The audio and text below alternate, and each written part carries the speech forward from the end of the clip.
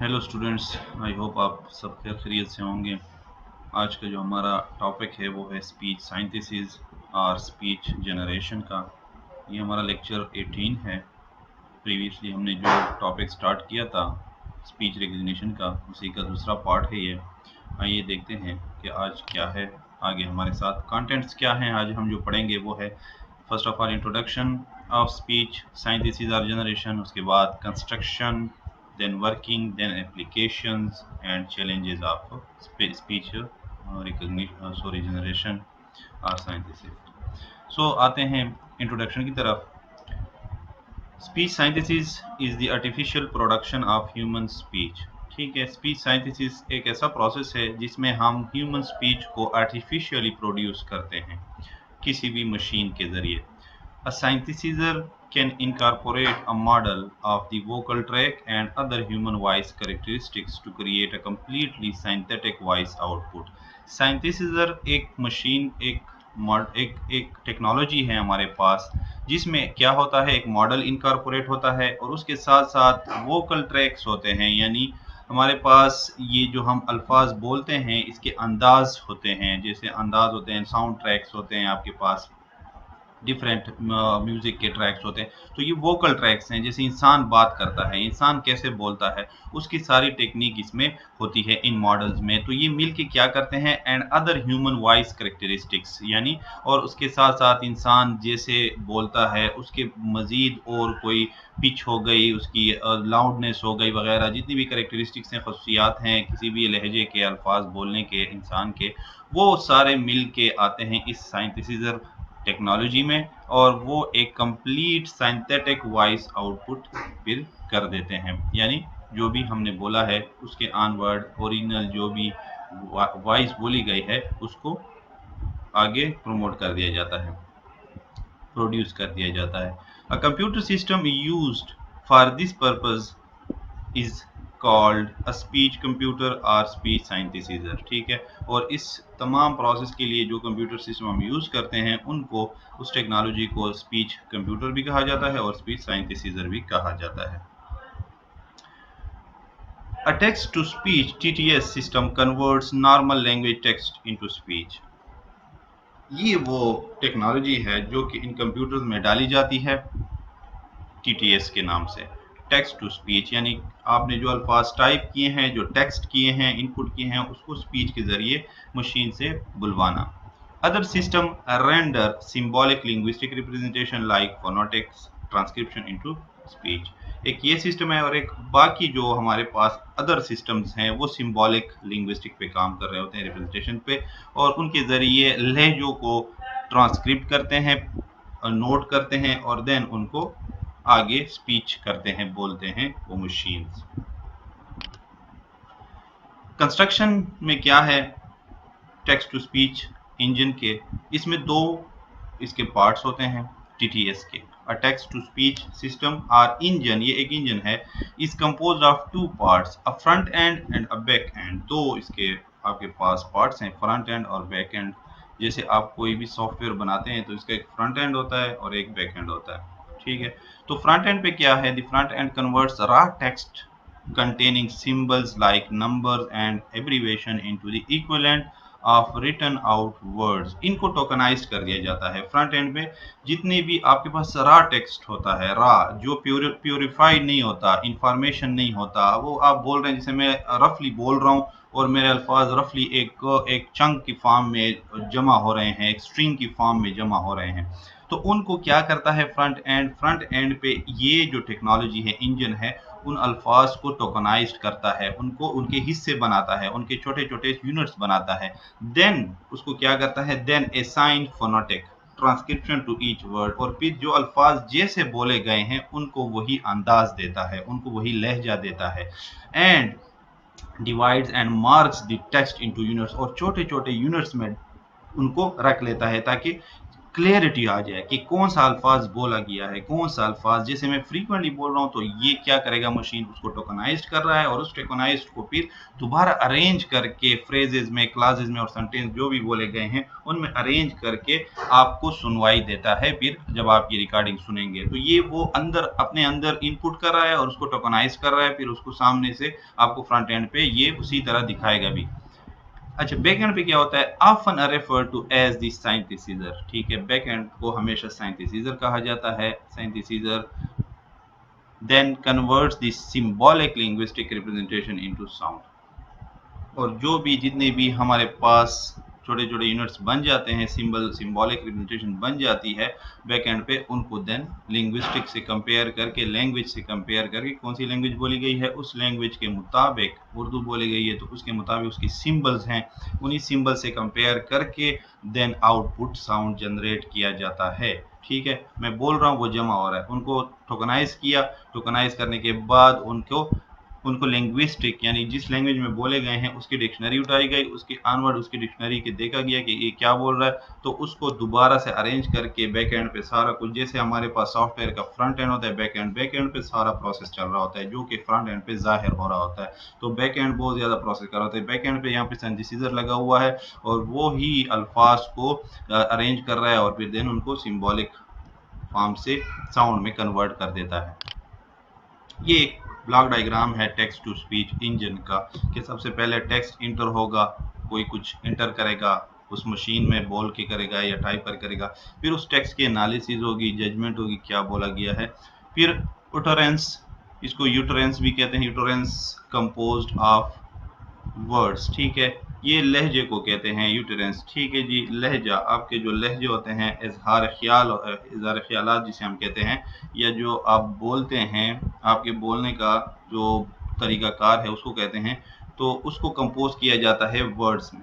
ठीक है, आप क्या बोले हैं उनको वर्ड्स में कंपोज करना। अब मशीन कैसे कर रहा है, मैं बोल रहा हूँ और वो जो है उस तरफ जो है ना उसी को कंपोज कर रहा है। अच्छा, इसमें फिर ये जो मेन लिंग्विस्टिक एनालिसिस है, इसमें तीन चीज़ें हैं, फेजिंग की जाती है, वही छोटे छोटे यूनिट्स बनाए जाते हैं, इंटोनेशन कहते हैं, इन टून, ये टून है, टून जैसे टून मैंने बनाया, जैसे मैं ऊंचा बोल रहा हूँ तो उसके मुताबिक टून अरेंज करना, और अगर मैं आराम से बोल रहा हूँ तो उसके मुताबिक टून अरेंज करना, अगर मैं हंस रहा हूँ दरमियान में तो वो टून क्रिएट करना, तो टून इंटोनेशन इसको कहा जाता है, इंटोनेशन में आ जाती है ये चीज़ें। उसके बाद ड्यूरेशन, कितने टाइम तक मैं बोल रहा हूँ, जैसे मैं स्लो बोल रहा हूँ तो स्लोली आवाज़ जाएगी, अगर मैं तेज़ तेज़ बोल रहा हूँ तो तेज़ तेज़ आवाज़ जाएगी, तो ये सारा कुछ लिंग्विस्टिक एनालिसिस में किया जाता है। फेजिंग की जाती है, उनको टून असाइन किए जाते हैं, ड्यूरेशन।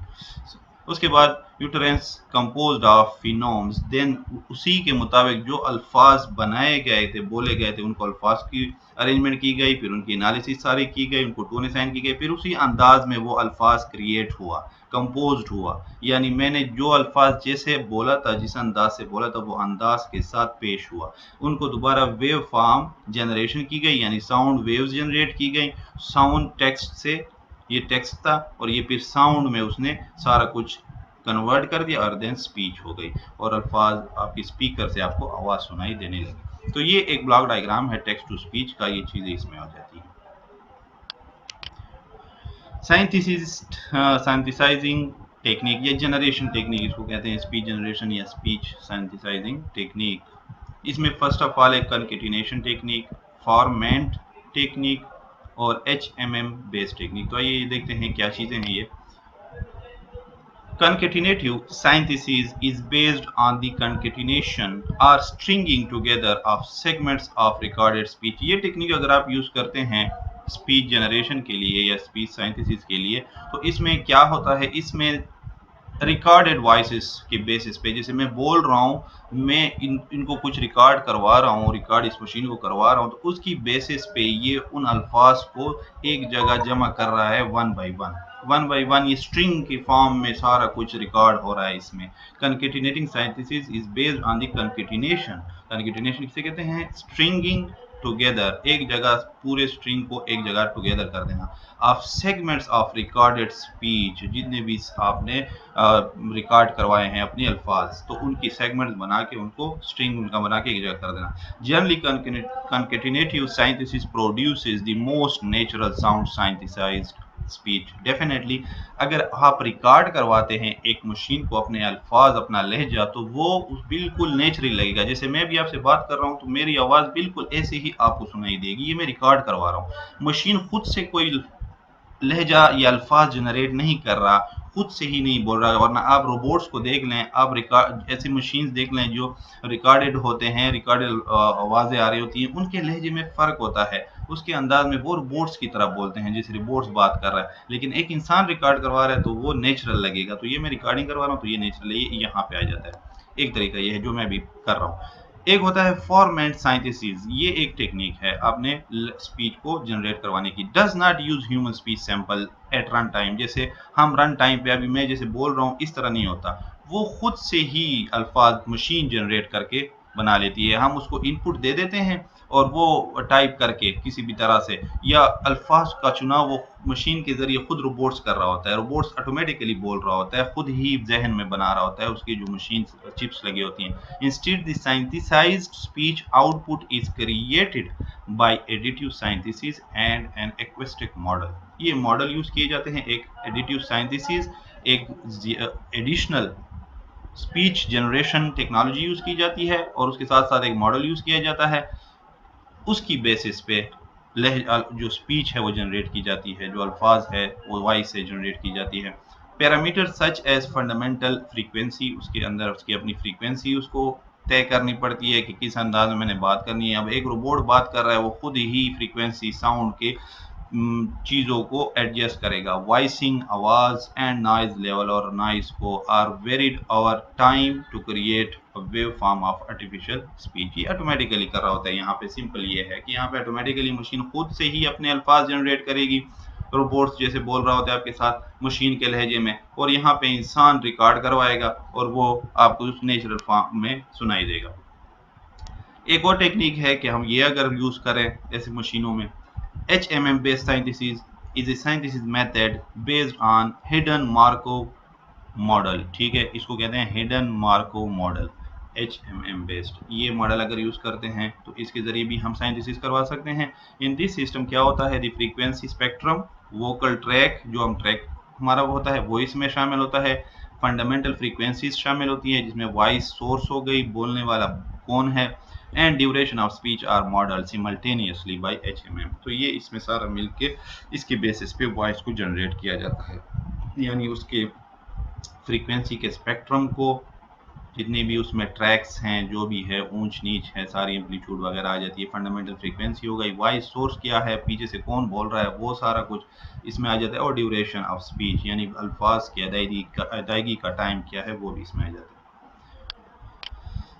ये कुछ एप्लीकेशन है जो आजकल के दौर में यूज़ की जा रही हैं, आपको मोस्ट का पता भी होगा। The longest application has been in the use of screen reader. ठीक है, जो बहुत बड़ी ज़्यादा यूज़ करने वाली एप्लीकेशन है वो है screen reader for people with visual impairment, जिनको दिखाई नहीं देता, उनके लिए ये बेस्ट एप्लीकेशन है। वो सुन के अपनी चीज़ें वो जज कर रहे होते हैं, मशीन उनको जजमेंट हो रही होती है, वो अल्फाज बोलते हैं उसके अंदर जजमेंट होती है, दिखाई तो उनको नहीं देता। But text to speech system are now commonly use by people with dyslexia.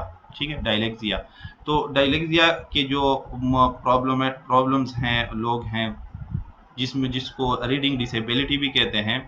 ठीक है जी, reading disability and other reading difficulties as well as by pre literate little use of writing children, इनमें भी ये चीज़ बहुत ज़्यादा यूज़ की जा रही है। साउंड को सुनने वाली चीज़ के वो ना, पहले वो हैं जिनको रीडिंग में प्रॉब्लम है, रीडिंग नहीं कर सकते, प्रॉब्लम है, तो वो भी हैं और ये भी आ जाते हैं इसमें।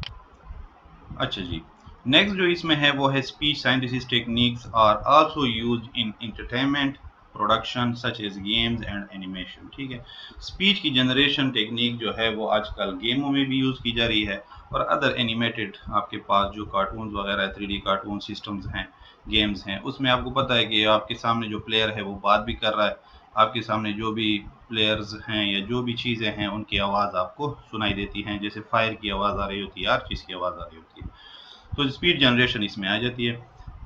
In addition, speech synthesis is a valuable computational aid for the analysis and assessment of speech disorder। जो लोग बोल नहीं सकते तो उनके लिए भी ये एक बहुत बड़ी हेल्पिंग चीज़ है कि उनकी जगह अल्फाज की अदायगी हो सकती है अगर हम उनमें ये टेक्नोलॉजी यूज़ करें।